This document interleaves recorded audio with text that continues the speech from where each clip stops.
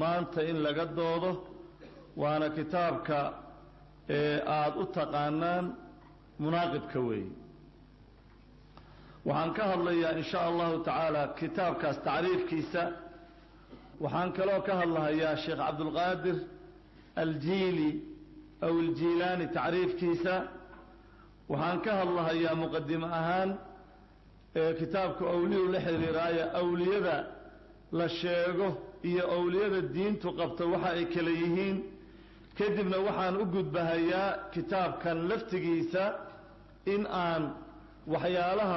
uu ku khilaafay kitaabkaanu qur-aanka ilaahay iyo sunnadii nabiga calayhi salaatu wasalaam iyo ijmaacii muslimiinta diintooda wuxuu uga baxay kitaabkan inaan sheegno kadibna walaalaha ayaa laga doonahayaa inay difaacaan oo ay ka hadlaan kitaabkaas way jirtay ammaano ahaan inaan u sheego culummada barkood inay yidhaahdeen kitaabkaan sheekh maxamedow wax aan ka doodayna ma ahane naga daa laakiin barkood baa qabay mar kasta oo lahaa waan ka doodaynaa taasna lilamaanati baan u sheegay kitaabkan magaciisa saxda ah kitaabku waa kitaabkaas ood wada garanaysaan magaciisa saxda waxaa la yidhaahdaa alfuyuudaat alrabbaaniya fi alma'aasiri walawraad alqaadiriya kitaabka horta yani magaciisa saxda ah waa magacaas weeye waxaa qoray nin yamani ah oo la yidhaahdo ismaaciil ibnu sayid moxamed saciid alqaadiriy oo aan taariikhda uu dhintay la garanaynin laakiin bacd alculamaa ay leeyihiin waa nin muta'akhira oo asaga iyo sheekh cabdulqaadir inta u dhaxaysa 5 qarni baa u dhaxaysay waana ka hadli doonaa mas'aladaas in sha allahu tacaala sheekh cabdulqaadir aljiili aw aljiilaani alkiili aw alkiilaani intuba waa saxiix weeye laqabkiisu waa muxyidiin kunyadiisu waa abu muxamed magaciisu waa sheekh cabdulqaadir ibnu abi saalix ibnu jakani dos aljiili alxambali shaykhu baqdaad waxa weeye shaykhan la yidhaahdo sheekh cabdulqaadir aljiili aw aljaylaani dhulka uu u nisba sheeganahayo weeye bal nisbadan ah ibnu jakani dos wuxuu leeyahay dahabi fii siyar aclaami nubala waa magac farisi ah oo macnihiisu yahay inuu yahay sheekhii wanaagsanaa ama sheekhii karaamada lahaa iyo wax la mid ah sheekhi baqdaad buu ahaa madhabkiisuna xambali buu ahaa madhabka wuxuu madhab u ahaa madhabka axmed ibnu xambal baa u ahaa nin wuxuu ahaa diinta ku sugan oo wanaagsan oo culummada qaarkood ay u sheegaan inuu cibaado iyo zuhdi lahaa qaarkoodna ay yidhaahdaan karaamaad buu lahaa waxaase uu leeyahay dahabi fii siyar aclaami nubala mujalladka 20aad 443 markuu soo duuduubay wuxuu leeyahay sheekhu lxanaabilati fii casrihi buu ahaa 1 imaamun zaahid buu ahaa 2 maca almadhab fi lictiqaadi kalistiwaa madhabkiisa caqiidada iyo tawxiidka wuxuu raacsanaa madhabka axmed ibnu xambal sida mas'aladii istiwaha oo aan ka soo hadalay maalintii dhaweyto oo ilaahay annagoo oonan u sheegaynin sifo u sheegaynin oon lahayn carshi buu fadhiyaa ama aanan takyiifinaynin tajsiiminaynin tactiilinaynin taawiilinaynin tafwiidinaynin madhabkaasu ku raacsanaa macnaha ilaahay kuma shabahna dadkiisa makhluuqaadka kuma shabahno ilaahay subxaanahu wa tacaala kama tactiilino sifaadkiisa oo dhaga ma leh oo indha ma leh oo midig ma leh ma dhahno ilaahay sifaadkiisa ma ta'wiilino sida istiwaa istiilaa loogu ta'wiiliyey ilaahay caza wajalla ma arkaysaa samiic weeye oo basiir weeye tafwiid ma samayno tafwiidka waxaa weeye cilmigeeda ilaahay baa garanaya alistiwaau macluumun waa saxiix ka gudu masaladaas wuxuu marka ku soo duuduubay wa fi ljumlati buu yidhi الشيخ عبد القادر كبير الشأن من حالكيس ويه ويه حق الدين من شيخ وين ويه عليه مآخذ في بعض أغواله ودعاويه وها علماء كقب صدين أغواشي سقار كمذا يدعوين كي سقار كمذا والله الموعد وبعض ذلك مكذوب عليه وير إن بضن أو وحل وشيغان يانا ووحل قبنا أبورتي وير سيدا وحيري الإمام الذهبي في سير أعلام النبلة وحاوي صفحة 451 مجلد كاللباطنات وحاد كلو ترجمة سكيكتان النجوم الزاهرة في أخبار مصر والغاهرة لابن تجري بردي مجلد كشنات صدح بغوليا كوية الضباطة هدان أصوغل موضوع أولياء أو كتاب كانوا أكس ليسيهي أغطارتي أبداشي أنداد وحا وكه الله إيوه إسلام كوحو آد سودوية زهدك زهدك آد بسودوية وشرعك وحونا إسلام كوقبا زهد مع العمل للدنيا صحابته ويعمل فلنجرين أدون كوذا وحي كشغي سنجرين بيروه هذا أنصارته عثمان بن عفان خليفة صدحاذا حوله لها يشغليسي وأذكرنا إيسان عبد الرحمن بن عوف زبير بن العوام نبينا وحي عليه الصلاة والسلام نعم المال الصالح للمرء الصالح وحا وناكسن بيرحولها وناكسن وأدونك وناكسن وليهي حديث كاس مسلم أحمد باوريي نبينا أنس بن مالك بودعيه وحيري اللهم أكثر ماله وولده وبارك له إله حولها أبدي بويري وأولاد أبدي وأبركي صحيح البخاري باوريي أما قولنا صوفيا اللي يرهدوا كتاب كانوا أصل كأويهي وحي كتغين إني كشغيسان حلاشا وحي كتغين عمل كالنافعة إني قلان وحي كو عكوفين أو فريستين أربطاء ميلا يبحيين قولوا أما هلولا يبحيين أيها سوغي وحي دادك وكينان أما إني دادك بريان أما إني دادك قرقار ويديستان أما حكامة الباكو ذا قراعان يتجارتا إني تجيلكو سمعيان أو يرادان جنة ندنقلينينا يو أولاد بان ندسينينا إني فانيان وحان جرنكو فانيان عنتظا مركي عنيان تاسا كرامة وحان ندسينيا لما مثال سام وقت قريب قدامان طبقات الأولياء للشعراني كتابك أقوين ويو أو لقصة أرورية أولياء تراجمتور وهو كورميا نلا يراهدو كرامات العجمي أو العجمي وهو يري نينكا كرامات كيسا وحا كمدها ولا ليالو صفة عنو دقيست كتاب كان وحا نسو قادني هبين كستو أربعة ولا بركيستا قريها لغو أخريا dad badan oo ka tagayna waa jiraan bari Soomaal marka la joogay in bal Quraanka si aan loo akhrin loo akhriyo waxaan idin siinayaa laba misaal saan waqtigeedu ka dhamaan طبقات الأولياء للشعراني كتابك ugu weyn weeyo oo lagu soo ururiyo awliyada taraajimtooda wuxuu ka waramayaa nin la yiraahdo karamatul ajmi aw al adami wuxuu yiri ninka karaamaadkiisa waxa kamid aha walaalayaal si fiican u dhageyst kitaabkan waxaan u soo qaadanay habeen kasta oo arbaca ah waa la barakeystaa guriyaha lagu akhriyaa dad badan oo ka tagayna waa jiraan bari Soomaal marka la joogay in bal Quraanka si aan loo akhrin loo akhriyo qasaa'idiisa aan ka hadli doonana la akhriyo ma arkaysaa marka waxa weeye in kastoo dad badan ka tageen marka loo cadeeyay haddana dad ku sii dhagan iyo culumo wali u sii akhrinaysa maadaama ay joogaan inaanu cadeyno waajib ay nagu noqotay wuxuu ka hadlayaa karaamaadka sheekhaas wuxuu yiri dhageysta dadow bal si fiican u dhageysta waxa weeye طبقات الأولياء مجلد كاللبات صفحة كوية اللحظة ترجمة ninkaas sheekh al-Ajami buu ku keenaya وقع بصره على كلب كرامات كسوحة كمل أبير أيب إيش كدفت فانقادت إليه جميع الكلاب أيجي واحد دبق لي أيدي وضم بعد دبقش وصار الناس يأتون إليه في قضاء حوائجهم ذات كما وحي بلابين أيجاس إنه أي ماذان إنه ضنه رؤوه فيه كتاب كاسي كنت الله مجلد كنوايدين شاقي صفحة نوايدين شاقي النغض كتاب كطبقات الأولياء للشعراني كلك وحي مركي أيجاس الجرهدي ايجي بجردي اجتمع حوله الكلاب ايجي با ايجي كسو ururtay يبكون ايجو اويهي فلما مات كلكو دنت ايجاسو اظهروا البكاء والعويله والهم الله تعالى بعض الناس ضد الهي مركا الهام قليو اني دوغان فدفنوه فكانت الكلاب تزور قبره حتى ماتوا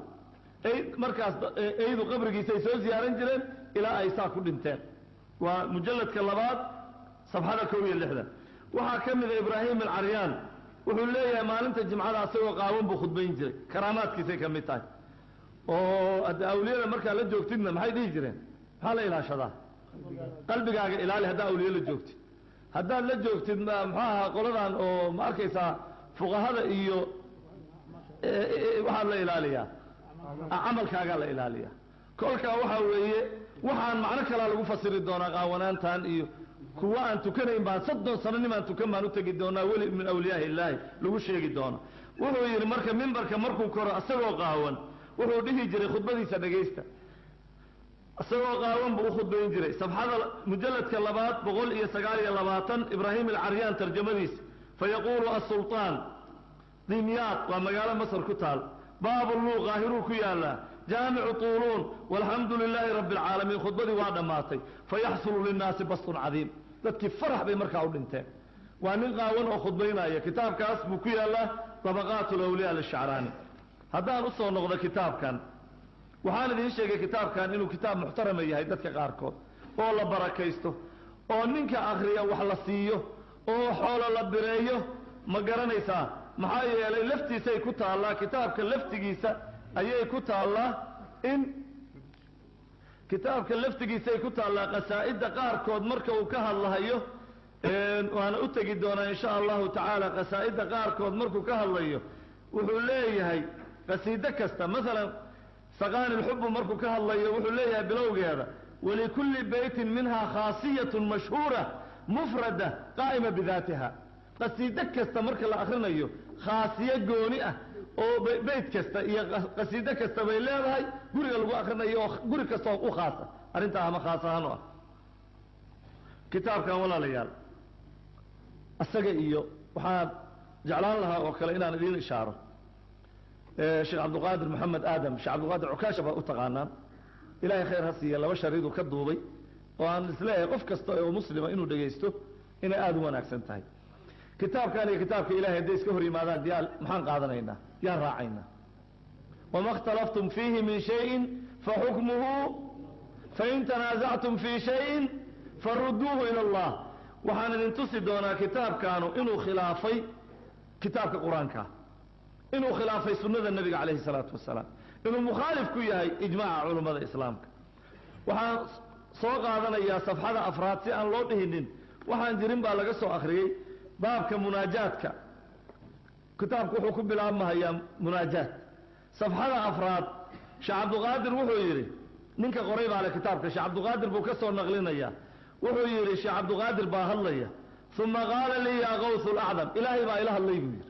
وحو يري بو يري قرقاره وينايو إلهي با قف مخلوق محو كلية قرقاره وينايو ما إلهي با مخلوق كلها وهو يري ثم سألت وحن ويديي يا رب ربي قيو من أي شيء خلقت الملائكة ملائكة بحاتك عبورت قال لي وحو يري إلهي يا غوث الأعظم خلقت الملائكة من نور الإنسان كتاب كان بيكوت الله صفحة أفراد إنسان كنور كيسان ملائكتك عبوري وخلقت الإنسان من نوري إنسان كان وحن كأبوري وير إلهي باله نور كيغان كأبوري وير كتابك القرآن كان محاكو يالا ولا ليال خلق الإنسان من صلصال كالفخار وقتك يقول عريرئة وخلق الجان من مارج من نار وكتابك القرآن كهوي حديث صحيح مسلم كجر النبي بوحي عليه الصلاة والسلام خلقت الملائكة من نور ملائكة النور بالغا أبوري وير النبي وخلق الجان من مارج من نار جن كان هلع نارها لقى أبوري وخلق آدم مما وصف لكم آدم نوحى لقى أبوري وحي قرآن كليين كل شيء حديث صحيح مسلم بكجرة وانا حديث صحيح آيهنا وانا دي الشيء صفحة الضباط وكتاب كان وحو ليه إلهي با وحو يقول يري يا غوث العظم قرقاره وينايو عبد القادر بالله الله إياه ليس الفقير عندي من ليس له شيء ننكا وحيسا إلهي بالي أكتب فقير كما أهم بل الفقير الذي له أمر في كل شيء فقير أكتر إذا وحى كأبو إلهي متك أرن كستا أمر كيس كفله ولها أسوي أمر كستا شيء كستا أمر كيس له إذا قال لشيء كن فيكون صفاتنا وصفات إلهي عز وجل فقير أنك أهبوا لي ما هم فقير نكا وحيسا إلهي با يبير ويرشي عبد القادر يهود با إلهي وحي تري إلهي وفقير إلهي فقر كسفيه يهود با درته لقد سمع الله قول الذين قالوا بحير هذين إن الله فقير ونحن أغنياء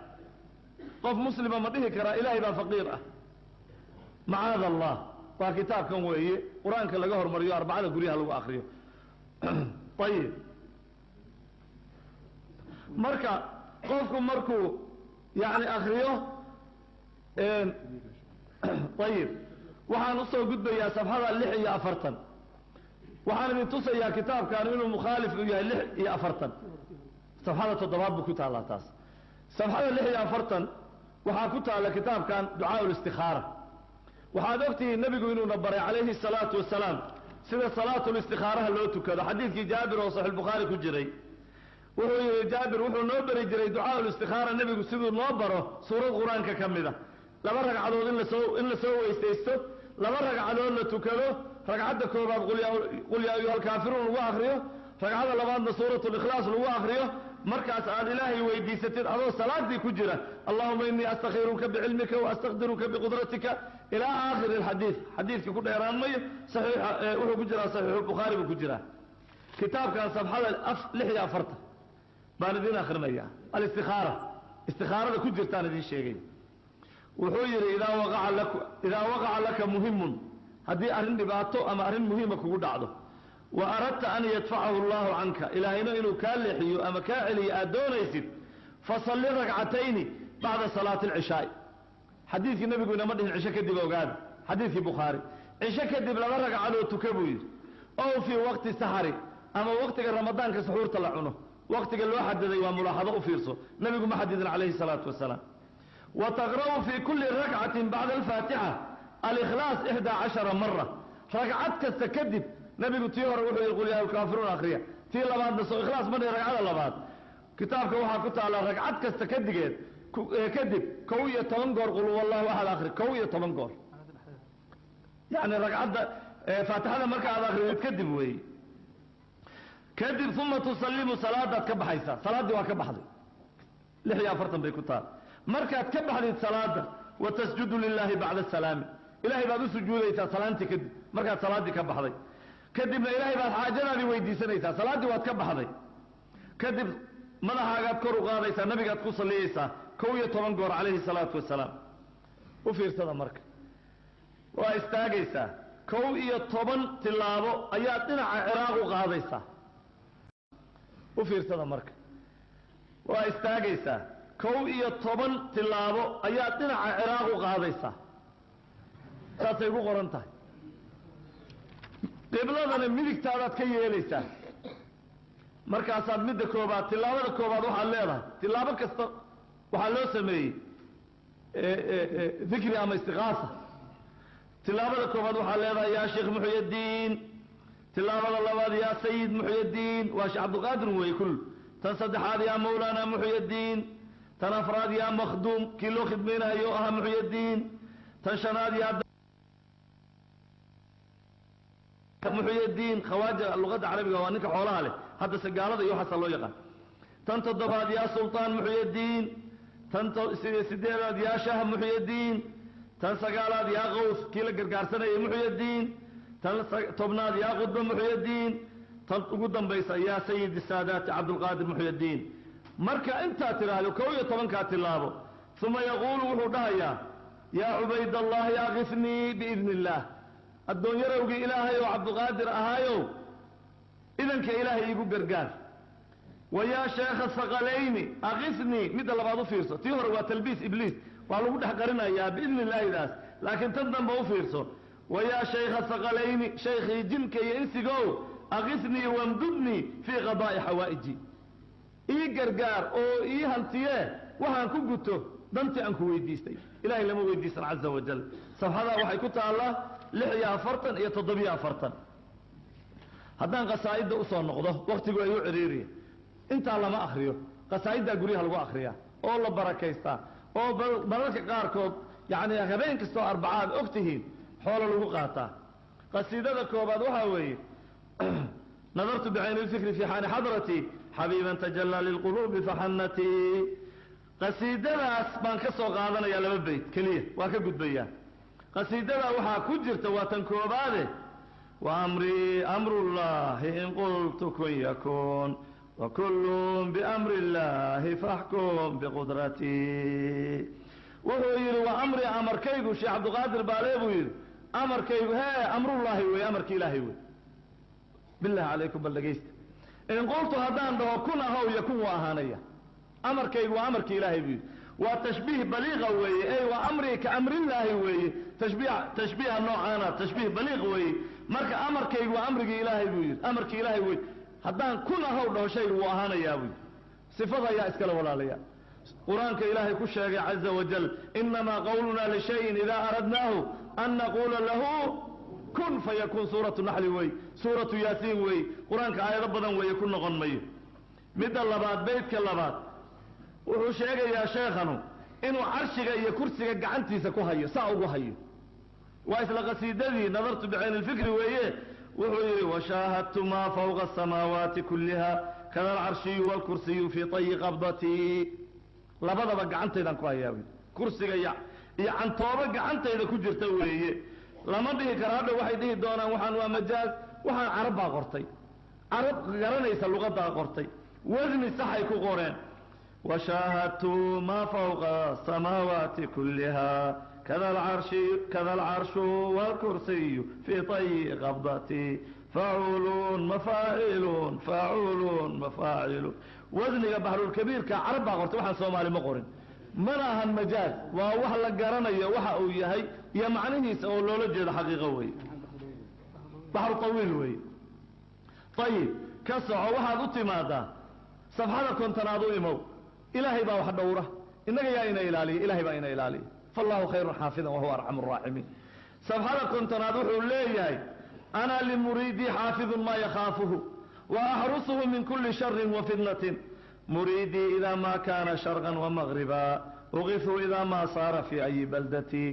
wuxuu leeyahay shar iyo fidno beri iyo bar iyo bad mashriq iyo maqrib anaa ilaaliya buu leeyahay ardaygayga iyo muriidkayga iyo talmiidkayga bal wuxuu leeyahay qasiidada shanaad oo la yidhaahdo tuf bixaani wuxuu leeyahay wamuriidii idaa dacaanii bisharqin aw bigarbin aw naazili baxra taani faaqifu aw kaana fawqa hawaa'i ana sayfu lqadaaq likulli khisaami buu leeyahay muriidkaygu hadduu iiga yeero buu leeyahay sharqi iyo qarbi ama bad gudaheeda uu iiga yeero ama cirka iiga yeero waa markii baan u gargaarayaa buu leeyahay maxaa dhacay ana sayfu lqadaa likulli khisaami buu leeyahay kala gooyahan ahay buu leeyahay dood kasta waa kitaabkaas wey markuu intaa yidhaahdana maxaa la yidhahdaa nafacana allahu bihi baa la yidhahdaa haddaan soo noqdo walaalayaal qasiidada labaad oo asaqaani lxub wuu hadalkuu dheer yahay waktiguna waa igu ciriiri wuxuu ka hadlayaa sirtiisa sheekhu falow alqaytu sirii fawqa naari lakhamidat waintafat fii siri xaali walow alqaytu sirii fawqa maytin laqaama biqudrati lmawlaa mashaali walow alqaytu sirii fii jibaali ladukat wakhtafat bayna arimaali wuu sii wadayaa bal wuxuu leeyahay walow ananii alqaytu sirii calaa lada haddaan sirtayda naarta lada ku tuuro laأkhmidat الniiraanu min cudmi sulطaani laukhmidat الniiraanu min cudmi sulطaani walaalayaal wuxuu ka hadlayaa sheikhu sirtiisa haddii lagu tuuro lada naarta ilaahay qur-aankiisa ku sheegay sirtiisa haddii lagu tuuro inay damayso lidiiq lwaqtina waan ka gudbayaa ayib waxaad u timaadaan safxada 8 shahidtu biana allaha waali lwilaaya qasiidada la yidhaahdo wuxuu sheeganayaa kitaabkanu inuu rasuulkiisa asagu uga raxmad badan yahay inuu rasuulkiisa ummaddaan uga raxmad badan yahay rasuulkaana qof ummaddaan uga raxmad badan diintu ma sheegin qur-aankuna ma sheegin sunnaduna ma sheegin wuxuu yidhi walowlaa rasuulu llahi bilcahdi saabiqan la aqlaqtu bunyaana aljaxiimi bicadmatii wuxuu yidhi haddaan rasuulku xagga cahdiga waktiga iga soo hormarin waan xiri lahaa buu yidhi waan xiri lahaa naaraha dhismahooda waan xiri lahaa cadmadaydaan ku xiri lahaa buu leeyay waa safxada 8 shahidtu biana allaha waali lwilaaya wey walaalayaal taa waxaa ka sii daran qasiidada shanaad safxada 6aad waan u imaanayaae nabiga calayhi salaatu wasalaam waataad ogtiin oo kacbadu aadi jiray oo intaasoo 100 kiilo u goyn jiray qasiidadan qaalat alawliyaau jamcan bicazmi anta qطb calى jamiici اlanaami faqultu kufuu uma asmacuu nasa qawlii inama alqطbu khaadimii wagulaamii kulu qطbin yatuufu bilbeyti 7 wa ana albaytu طaa'ifu bikhiyaami wuxuu yidhi awliyadii baa waxay igu tiri dhammaantood si casmiya u yidhaahdeen adaa qudbi u ah dad khalqiga ilaahay u abuuray oo dhan waxaan idhi buu yidhi ka jooga oo imaqla naska qowlkayga maqla qudbi waxaa ah khaadimkayga iyo qulaamkaygaa qudbi ah see ii dhihi kartaan qudbi qudbi kasta beydka asagaa ku tawaafa buu yidhi 7 goor anna kacbada weeye anna beydka kacbada ay timaado khiyaamkayga 7 goor ku tawaafta buu waa safxada 60maad weeye quf bixaani bay ku jirtaa waxaa ka mida walaalayaal qasiidada 6aad oo lii himmatun bacduha taclu cala alhimami walii hawaa qabla khalqi allawxi waalqalami wuxuu ku yidhi bay leeyihiin sheekhu xujuu ilaya fadaarii kacbatun nusibat aniga iisoo xajiya buu leeyahay iyo ciraaq iyo baqdaad wa saaxibu lbeyti cindii walximaa xarami aniga iisoo xajiya buu leeyahay xujuu ilaya fadaarii kacbatun nusibat buu leeyahay waa safxada ma arkaysaa qasiidada 6aad weeye ilaahayna wuxuu leeyahay walyatawafuu bilbayt alcatiiq bal waad garanaysaan soomaaliya hadda waa culummada khayr baan ka maqlay shariifka khayr allaha siiyo inaan qabri lagu tawaafin ma banaana buu yidhi laakiin qabriga aweyso laguma tawaafi jirin bal waxay yidhaahdeen maxaa yani xajulfuqaraa baa jira bay leeyihiin kutubtay ku qoran tahay xajka fuqarada 7 sano tag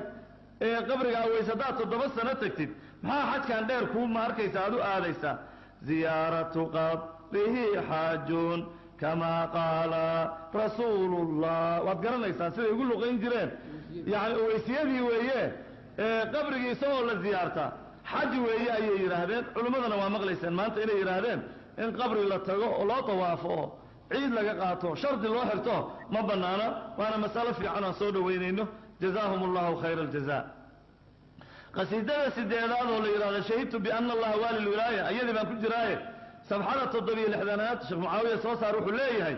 malaktu bilaad allahi sharqan wa maghriban wain shi'tu afnaytu alanaama bilaxdati walaalayaal waxaad ogtihiin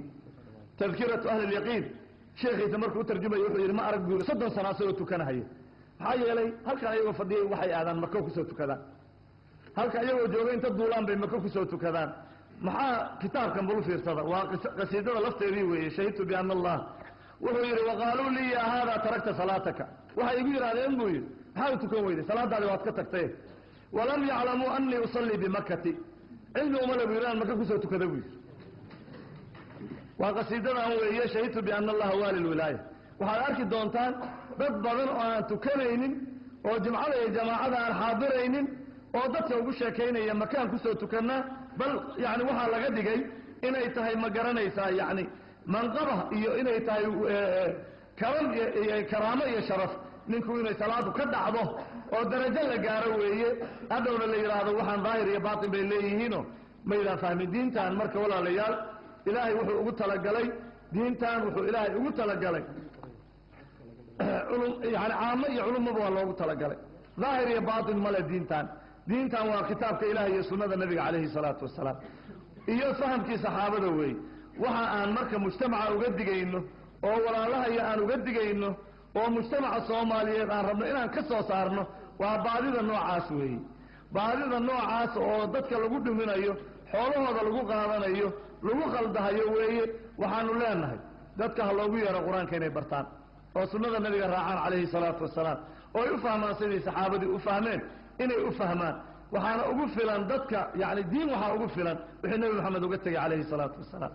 marka wixii yani mas'alada waxaa iiga dambaynaya culummo kale baa tacliiqinaya laakiin waxaan leenahay kitaabkan guryaha in lagu akriyo ma banaana in la joojiyo weeye dadkuna inay gubaan weeye in laga tooba keeno weeye wixii dhacana ilaahay inaga cafiyo hore wixii dambana in laga tooba keeno weeye waxa weeye awliya waa jirtaa waa awliyaa uraxmaan weeye aayad keliyaa idinka filan alaa ina awliyaa allahi laa khawfun calayhim walaa hum yaxzanuun yay yihiin ilaahay baa inoo sheegay aladiina aamanuu wa kaanuu yattaquun iimaan iyo taqwo la imow weli awliyada ilaahaya baa tahay weli awliyada ilaahaya iimaan iyo taqwo qalbigaaga gasho iyo taacada ilahay haddaad la timaadid ilaahay taasuu inoo sheegay kitaabkiisa caza wajal sheekh cabduqaadir kitaabkan beri buu ka yahay kitaabkan mana qorinin beri buu ka yahay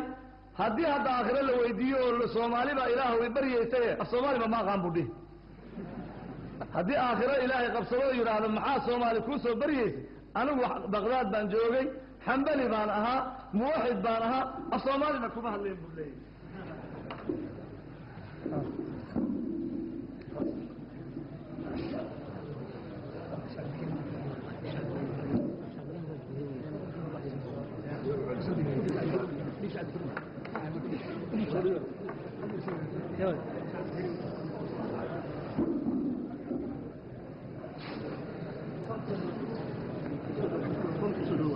ما واقف فوقانا يا إذنك إداية مرة دالك إيدك تأيدا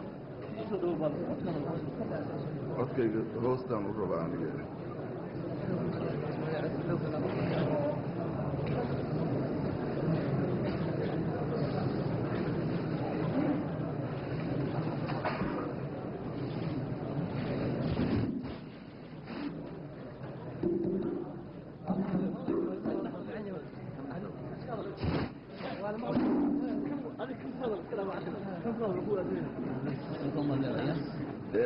qosolka daaya qosolka sababtu waxa weeye baalkan waa inaa iska hubiyasaan ugu hadlayo بسم الله الرحمن الرحيم الحمد لله رب العالمين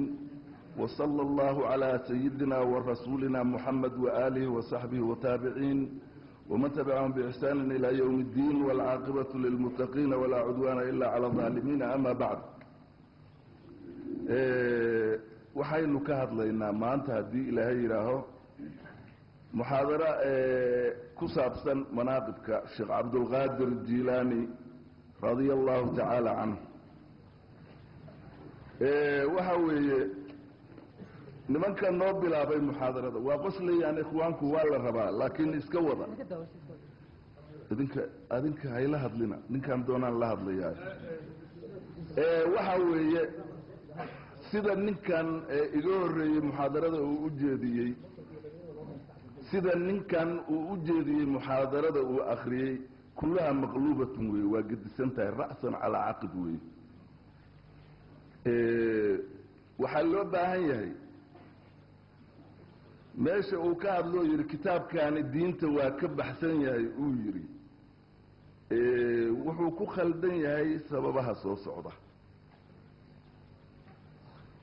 waxa weeye kitaabka ninka alifay oo sheekh cabdulqaadir jilaani ah wilaayadiisa inuu qiray baan moodayay markuu hadlayay uu yidhi ninkaasi nin saalixa oo weli ah oo fiican buu ahaa inuu yidhi bal tilmaamo kaluu bixiyey oo wuxuu yidhi waa haabitun fi diini buu yidhi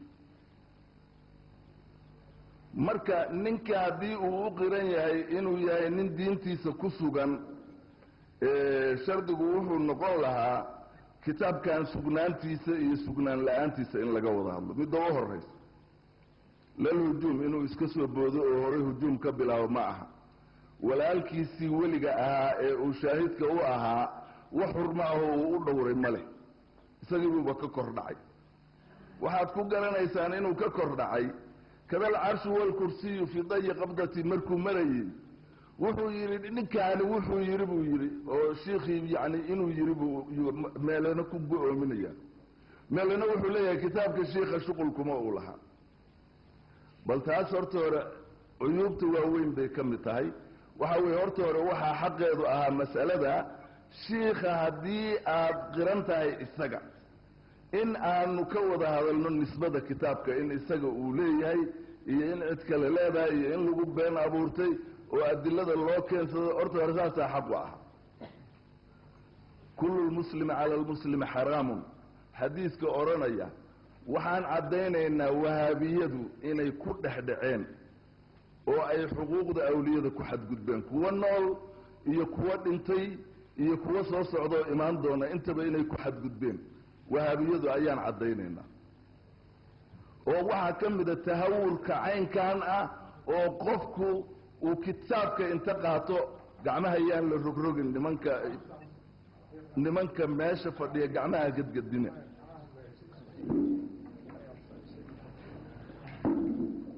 waxa weeyaan annaga wax si shaksi ahaan oo idinkii idin dhexayso oo aad doonaysaan inaad isku celcelisaan wax meesha uma joogna meeshayada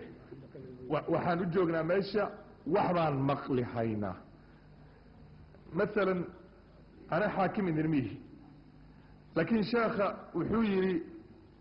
sheekhan sheekh weli buu ahaa kitaabka nashqa kuma laha ayaan aniga meesha ka fahmay marka wax maaragtay khilaaf aanan jirin inaad beertaan meesha ma aha waxa weeyaan haddii aad kitaabka daafacayso uu fiican yahay aada leedahayna waad maraysaa meesha haddii aad leedahay kitaabku waa khalad oo maxay ahayd waa sheekha kumaha adna waad maraysa laakiin wixii wax dadka wax u faa'iideynaya meesha ka soo baxda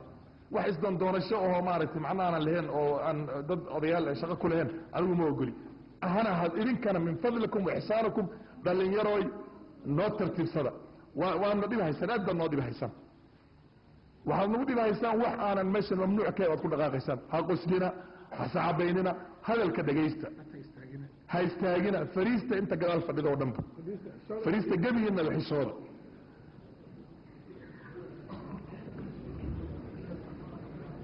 fariista naga xishooda marka mawduucana si saliim oo cilmiyan aan u wadna wax si shaksi ahaan ayaan u gelin ka u gabadada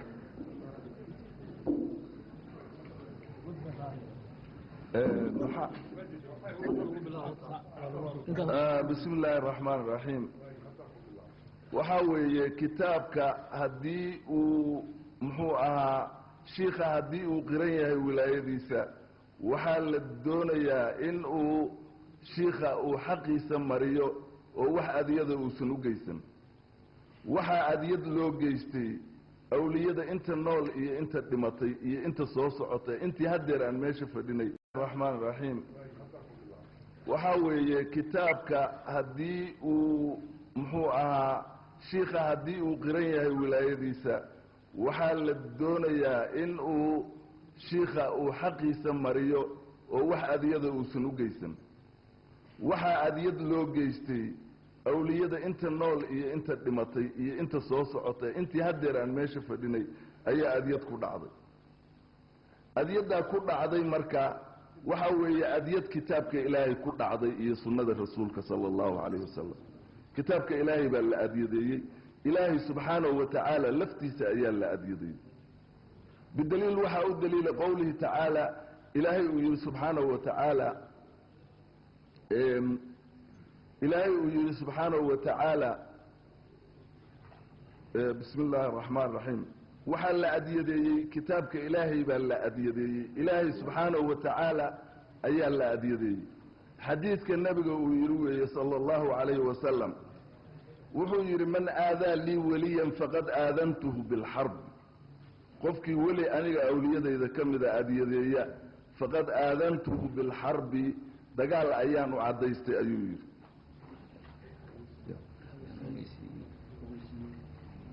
dagaal baan u caddaystay weeye ogeysiiyey ma aha dagaal baan u caddaystay weeye dagaal ha qabo anaa u caddaystay weeye waxaa awliyadda adiyadooda noqon kara wax kasta ee qofka adiga dadkuugu dhow aad ku adiyadayso isagana adiyad bay u noqon karaan waxaa ka mida inaad naftiisa aad ku xadgudubto waxaa ka mida inaad xoolihiisa ku xadgudubto waxaa ka mida inaad sharaftiisa iyo diintiisa aad ku xadgudubto oo aad diinta xaggeeda aad ka adiyadayso weliga adiyad bay u noqonaysaa haddaa qof kale adiyadaysana waa sidoo kale waxaan idiin sheegaynaa in awliyada la adyadeeyey waxaa la yidhi kuwii hore waxaa la yidhi waxay ahaayeen noocyadan la soo sheegay oo uu ku tilmaamay in muxuu ahaa ay wuxuu ku tilmaamay in ay khaladaad ay samaynayeen oo curyaan buu soo qaatay alcuryaan buu soo qaatay ninkaani nin awliyada ku jira weeye waxaana soo sheegay dadkii mawaasiiqda ah oo annaga naga horreeyaa caddeeyey oo waxaa lagu qoray kitaabka shacraani ayaa lagu qoray wilaayadiisii baa lagu caddeeyey waa lagu taariikheeyey waa shaahidkaas shaahidkii waxaa weeye oo la joogay oo zamankiisa ahaa weeye wiilasha halkan joogaa waxay rabaan in ay awliyadii ka horreysay ee dadka muslimiinta ay u tilmaameen inay wax ka sheegaan bay rabaan oo sidii iyaga ay ugu macaanaato wax uga sheegaan waa wiilasha joogaan ira anigu wahaabiyaan ula jeedaa waxaa ka mid ah oo kale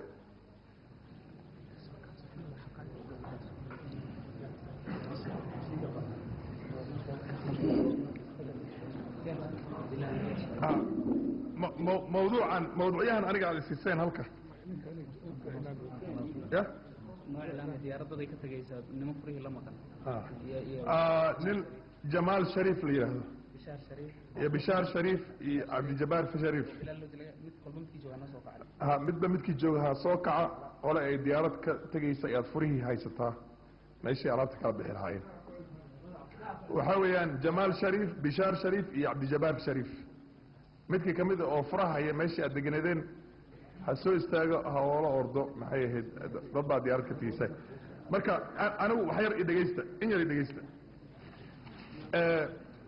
waxa weeyaan mawduucyaha aan masaa'ilka aan ka hadleyno waxaa fiican mar kasta inaan masaa'ilkii annaga aan isku koobno inaad aada uga baxdaan ma rabo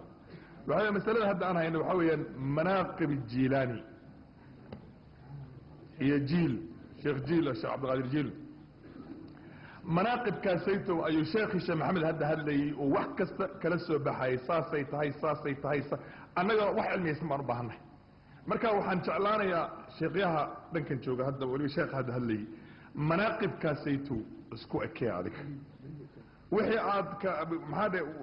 waa mas'alo kaamil iyada hatee manaaqibkaasayto daliilkiisa inaad aydsan tahay inaad aydsaneen haddii waxaasoo dhan ba adigu kaanan isku ekee laakiin wahaabi iyo wax kale iyo hebel kale iyo ma rabo sug adiga haga dhexgelin hawshaan haystay marka ma taa iyada ma doonayo min fadlikum ixsaanakum anna waxaan aniga go'aansaday ma aho aan jeebkay kala soo baxay waa sidii aan isku heshiinay in maartay masalooyinkan iyo maamulkooda ay saa ugu socoto sheekhu saasaan isku ognahay min fadlikum ixsaanakum saacadana waan joojiyey hadda bilaabaya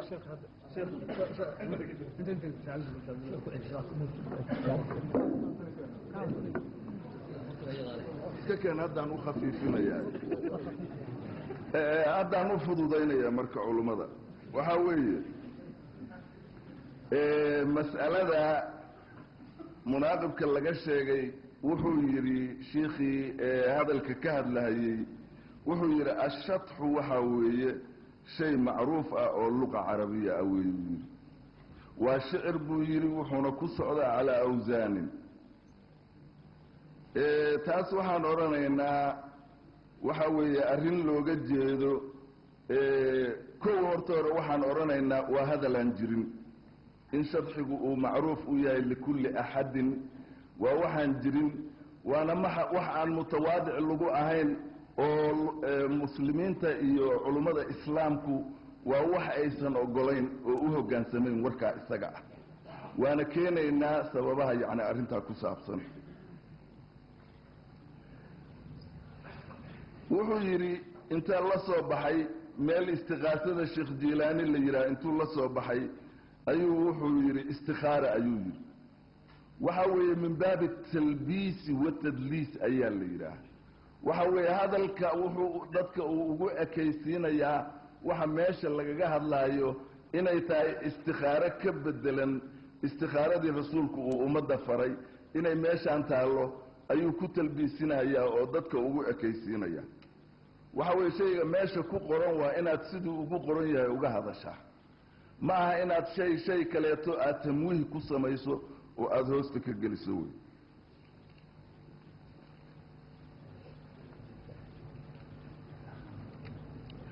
markii uu ka hadlay culummada muxuu ahaa munaaqibka akrida culummada munaaqibka akrida munaaqibka waa akriyaan anigaa ka mida annagoo dhan baa ka mida dadka qaadiriyada la yidhaaho munaaqibka waa akrinaa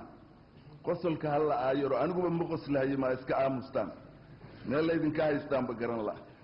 waxa weeye anigu waa akriyaa laakiin sababtaan u akriyaa waxa weeye aragtida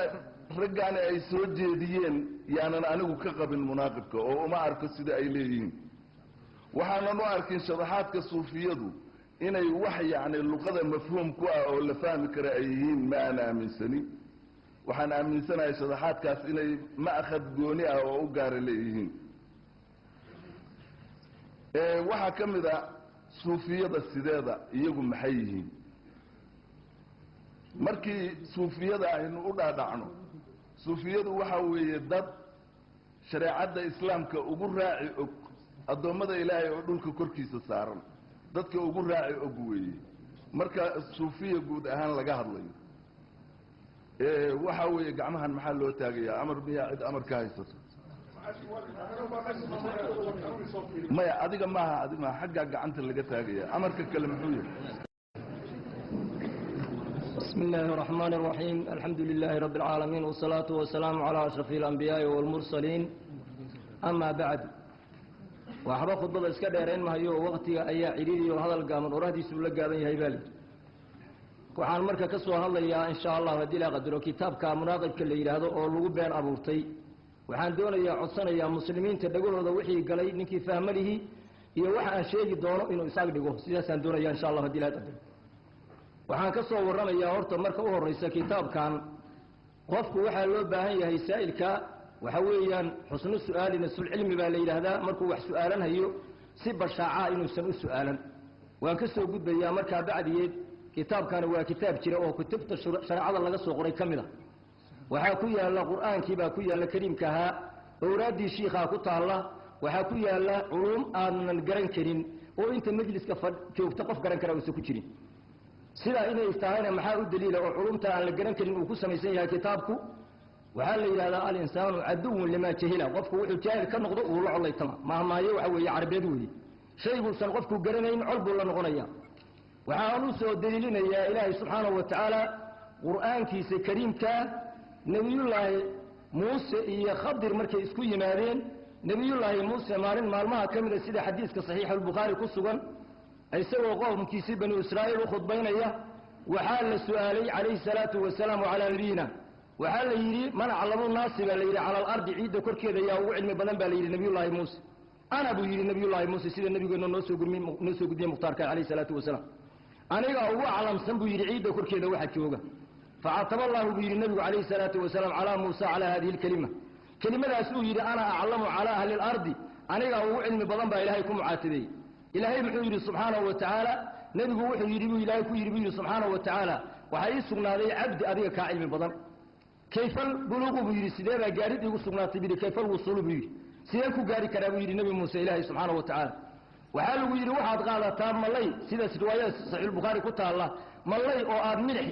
آد قشتي أو صلتي بعد قادر يسا فيه مكتلم بعد قادر يسا بالي dembiil baad ku qaadanaysaa dembiisha meeshaad ku qaadato markii malaygu kaa lumo meeshaad ku weyday meeshaasu ku sugan yahay baa leeyi nabiyullaahi muuse waxa weeye soo akhri ayad intaan sii wado nabiyullaahi muuse marka waxa weeyaan nabiyullaahi muuse waxa weeye intuu u yimid yushcabu wuxuu yidhi ilaahay subxaana wa tacaala siduu qur-aankiisa nooga sheegay waqaala muusa lifataahu laa abraxu xataa abluqa majmaca albaxrayn oo amadiya xuquuqan buu yidhi ilaahay subxaanahu wa tacaala wuxuu yidhi nabiyullaahi muuse wuxuu yidhi ka suuli maayo wiilkiisii yuushac ahaa shardi aan gaaro meesha la yidhaahdo majmaculbaxrayn meesha la yidhaahdo oo baduhu ku kulmaan meeshaa shardi aan gaaro ma ka suulahayo inaan soconayo amase saman dheer inaan soconayo ma ka suulayu yidhi nabiyullaahi muuse ilaahay subxaanahu wa tacaala waa sii waday aayaddaasi in badan bay sii socotay waxaa ilaahay yidhi subxaanahu wa tacaala nabiyullaahi muuse iyo khadir waa isku tageen marka qaala muuse markaa wuxuu yidhi nabiyullaahi khadir markuu u tegey baa ilaahay yidhi subxaanahu wa tacaala علمني بيري إبر بيري ما يسوى وحيري هلا تبع كبير يا رجال الله هلا تبع كبير من كراء يا ويري على أن تعلمني إن هذه برتبو يري رشدا شيء مما علمت الرشدا بيري وحي الله بري وهذا علمي اللي قصيي إن هذه يعني إجابرته صواب إجابرته شيء علمي وحق إجابرته أيان دورها يا رو كيري النبي الله موسى قد كيري هذا الكافر صدق نبي الله خضر مركا خضر أما ولي كدق أما نبي كدق وحو كيري ما يعني مسلمنا يساوي حوالي هل تستطيعوا يري مكاري كرتابي وحو كيري مركا نبي الله وحو كيري موسى وحيري هل تبعوا كبير قال وحو كيري بويري نبي الله موسى وحو كيري له خضر هل تبعوا كما قرع يا بويري على أن تعلمني إن هذه برتو على أن تعلمني إن هذه برتو مما كي علمت الله بري رشدا إن هذه برتو قال وحو يري قال تعالى إليه وحو يري قال وحو يري نبي الله خضر وحو waxa anu aan aqaano cilmi baadika aan aqaano inaad adigu kari karto oo u sabri kartaa ma jirto wiil ilaahay subhanahu wa ta'ala ayada muxuu noogu sheegay nabiyullaahi muuse oo mursala khadir oo in la isku haysto mufassiriintu inuu wali yahay iyo inuu nabi yahay laakiin risaalo aan la siinin inuu cilmiga u yaqaano nabiyullaahi muuse uu ka caajisay oo nabiyullaahi muuse uu yidhi kuma sabri kartid cilmiga markaan sheegayo wuu sii waday oo khadir oo nabiyullaahi muuse ilaahay waa nooga sii qiseeyo subhanahu wa ta'ala wuxuu yidhi ilaahay subxaanahu wa tacaala siday u sii socdeen waxay u yimaadeen qulaam bay u yimaadeen qulaamkii markay u yimaadeen oo qilmaan la cayaarahaya ayuu madaxa ka jaray nabiyullaahi khadir hadda nabiyullaahi muuse marka wuu yaabay ilaa sharcigiisa kuma sugna sari xaq la'aan in loo dilo aan dembiba kasban markaa wuxuu yidhi waxaa la timid buu yidhi qatarta nafsan buu yidhi sakiyatan buu yidhi biqayri nafs naf ilaahay dahiray oon dunuub lahayn miyaad xaq la'aan ku dishay buu yidhi waxaan odhanaynaa oo usoo gudbinaynaa muslimiinta dhagahooda waxa xun lagu shubay cilmiga munaaqibka ku qoran cilmigaa khadir buu ka mid yahay limaada maxaa u daliila ilaahay muxuu yidhi subxaanahu wa tacaala wayas'aluunaka can dilqarnayn buu yidhi nebi maxamed calayhi salaatu wasalaam nebi maxamedow waxay kaa su-aalayaan can dilqarnayn shaaniga dilqarnayn bay kaa waraysanaysaa ummadaadu ilaahay muxuu yidhi subxaanahu wa tacaala dilqarnayn markii shaanigiisa ay ka waraysteen ilaahay nebigii markuu ku jawaabay muxuu yidhi sa'atluu buu yidhi matamamanaysa qul sa'atluu waxaad tidhahdaa qul nebi maxamedow waxaad ku tidhahdaa sa'atluu waan akrinaya minuu xaggiisa digran baan idinkaga akrinaya cilmigiisa waxaan idinka siinaya xus baan idinka siinaya cilmi baan idinka siinaya dalqarnayn muxuu ahaa marka xataa weli laguma sheegin culamaul islaamku nin suldaanaho boqor uu iska ahaa qowmu nuux buu ka mid ahaa qolaa tidhi qolana waxay yidhahdeen qowmu wuxuu ka mid ahaa muuse qolana waxay yidhahdeen ma hayna fatradii nabiyullaahi ciise iyo nabiyullaahi maxamed buu u dhexeeyey suldaan buu ahaa cadaaluu ku sameeyey saldanadiisii caalamka ilaahay lahansiiye mashriq iyo maqrib baa lahansiiyey waxa weeyaan qoraxdu meeshay u dhacdo iyo meeshay u baxdaa lahansiiyey owliyada ilaahay inuu karaameeyey waxaa u daliila aayadahaasaa u daliila waxaan makhluuqaadku dareemi karin oo khaaliqulcaada inay la imaanayana saqiirka dilkiisaa u daliila waxaa u daliila markay sii socdeen haddana nabiyullaahi khadir muxuu sameeyey waxay u tageen qolay u tageen waxay ka dalbeen martisoor waa martisoori diideen markay martisoori diideen wuxuu arkay magaaladoodii jidaar saa u wiilanaya wuu toosiyey baa ilahay yidhi qur-aanka subxaana wa tacala nabiyullahi khadir markaasuu nabi muuse cataabo wuxuu yidhi maxaad ugu toosinaysaa waa qoladii naga seexatay aanu jiro ka qaadanina intaadan u dhisin maa derbiga daysid buu yidhi intaad toosinaysa waa derbi weyn oo sii dumaya gacantuu ku toosiyey nabiyullahi khadir haddii la yidhaha waa weli ilahay haddii la yidhaha waa nebi waa karaamaadka awliyaday ka mid taha nabiyullaahi ciisa ilaahay subxaanahu wa tacaala markuu umadna sheeganayo qiyaamo ilahay qur-aankeena noogu sheegayo nebigeena noogu sheegayo muxuu odhanayaa waxaan xustaadaa ilaahay la odhanayaa nebi ciise waxaad xustaa nicmadaan aniga kuugu nicmeeyey adiga hooyadaana ugu nicmeeyey ituxiyi lmawtaa waktigii aad noolaynaysay dadka dhintay waa addoon dadkaad noolanaysaabaa ilahay leeya qur-aanku nagula khidaabtamaya subxaana wa tacaala waa tubriyul akmaha midka indhala-aanta aan abuuray markaad caafimaadinaysa inta ka masaxda indhaha soo karaama maahan awliya soo maaha iska fiiri mucjizooyinka ambiyada iyo karaamaadka awliyadu kulligoodba farax bay kala yihiin kitaabkan marka ninkii macnihiisa garan waaye afka inta ku luusluuso inuu yidhaha saanuu yidhi maaha taa waxaan uga jawaabayaa macnaa shayga haddii la aqoon waayo lama ceebeeyo waxaan ku soo gudbayaa istikhaaraa ku taalla istikhaaradu waa ku taalla waa run ma sujuuddaa ceebaynaysa markuu salaamo naqsiyo la sujuudo nebiga sharcigiisa muqadaska ay ku taalla calayhi salaatu wasalaam maxaa yeelay waxay isku khilaafsan yihiin madaahibtu sujuudda salaada haddii lagu sahwiyo gadaalkeedaa lala imaanaya bacda salaam iyo qabla salaam baa lala imaanaya 5 xadiis baa ku soo waariday axaadiista saxiixay ku sugnaatay inuu markay istikhaarada sujuud ka daba mariyo laysa yacni masalun laysa bimadmuun shay madmuun ma aysan ahaanin istikaaraduna waa mashruucii nabi maxamed calayhi salaatu wasalaam waxa weeyaan qoraalka la soo daliilinayo oo maanta dhan loo soo daliishanayay sida yacni siyaarada nebiga oo kale waa afkaar faasida qola mutaakhiriinaha aruursatay kutubaha lagu arushaan naqaanaa ragga qoray baa naqaanaa muslimiintay ka soo horjeedaan ahlu sunnaday ka soo horjeedaan ijmaacay ka soo horjeedaan marka ninka daliishanaya ninka laga daliishanaya isku macnaa darajo weeye maxaa yeelay kanina waa ninka yacni ninka raadkiisa qaaday ka wixiisa la soo daliishanayaana waa ninka horeeto mubtadic ah oo kutubaha qoray waad garatee soo maaha waxaan kaga soo wareegayaa haddana munaaqibka alfaada ku taalla oo maxaa ka mid ahaa waxaa ka mid ahaa nabiyullaahi muuse micigiisa ahaa nebi ibraahim baa micigiisa ahaa وأمري أمر الله وأمري بأمر الله بركمة هي وأمري بأمر الله يدو يرهدو ما حد يبغى كوتشنا هذا تصرف كإلهي بأسكله أنا أمر كإلهي بتوليها بان له مدني ما قال ما أنا قريب ما هني نشوخ أسوي ووت شرطي هذا ووت شرطان